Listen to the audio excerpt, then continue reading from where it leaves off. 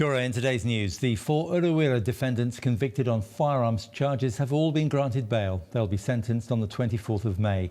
A jury this evening found the 4 guilty on a number of firearms charges, not guilty on some other firearms charges, but couldn't reach a verdict on the first count relating to participation in a criminal group.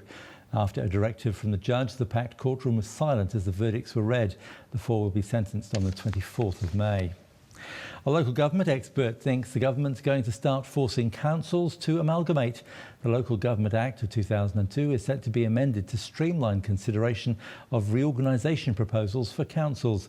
Massey University senior lecturer Dr Andy Asquith says it will lead to more super cities like the Auckland Council because the government clearly has an agenda of a smaller public sector.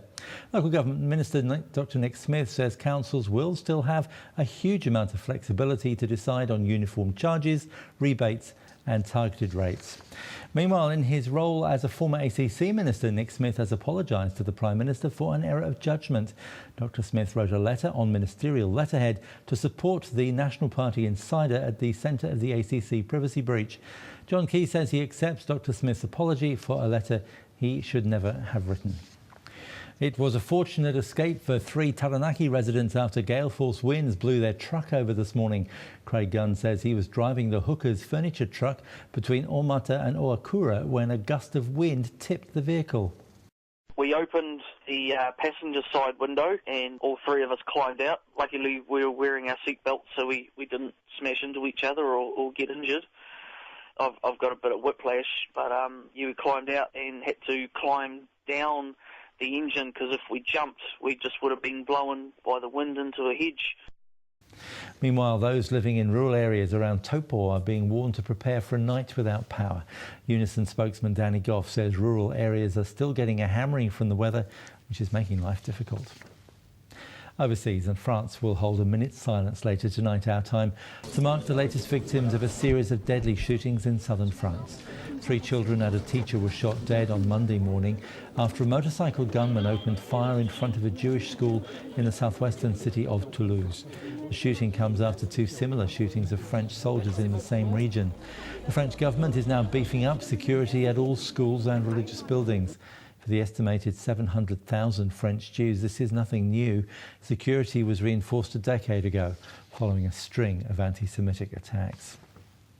There's been an addition to the discussions on New Zealand's water quality.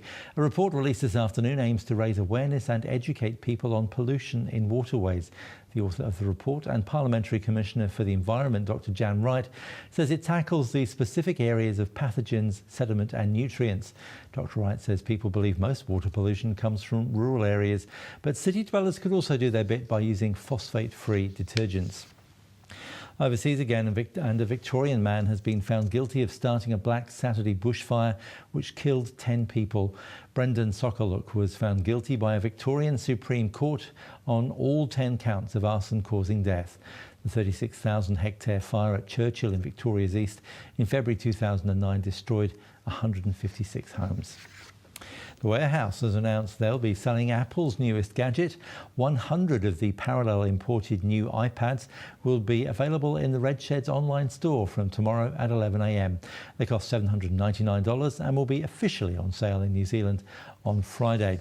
Meanwhile, Apple has announced they've sold more than 3 million new iPads in 12 countries since going on sale last Friday. And that's all from me. Thank you for watching. Do join us again soon. Ka kite anō.